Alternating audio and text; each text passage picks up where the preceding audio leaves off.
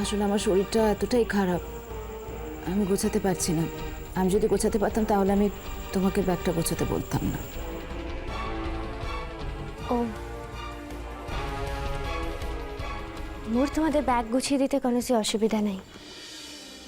দাও, তোমরা জামা কাপড়গুলো দাও, আমি গুছিয়ে দিচ্ছি।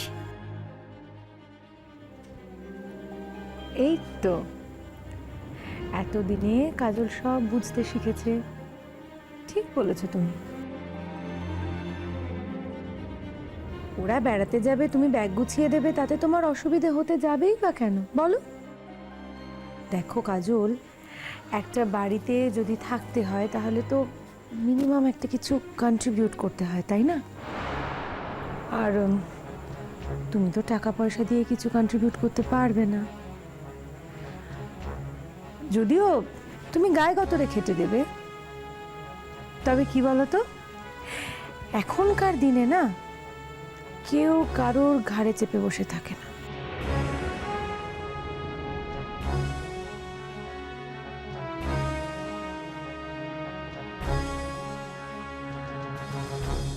আসি দিদি, জামা কাপড়গুলো দাও।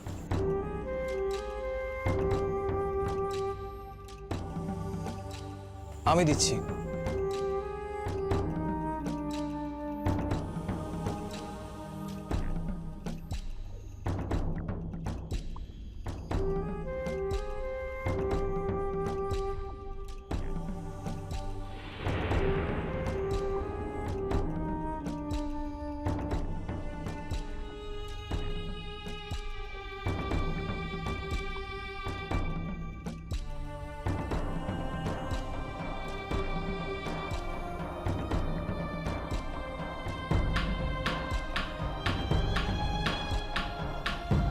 নীল, আমি বলছিলাম কি, আমার যেসব শাড়িগুলো তোমার পছন্দ সেগুলো একটু আলমারি থেকে নামিয়ে দাও না প্লিজ। হ্যাঁ দিচ্ছি। বাবা আসি, তুমি কোন দিন কোন শাড়িটা পরবে সেটা বুঝি তোমাকে তোমার বর সবসময় বলে দেয়?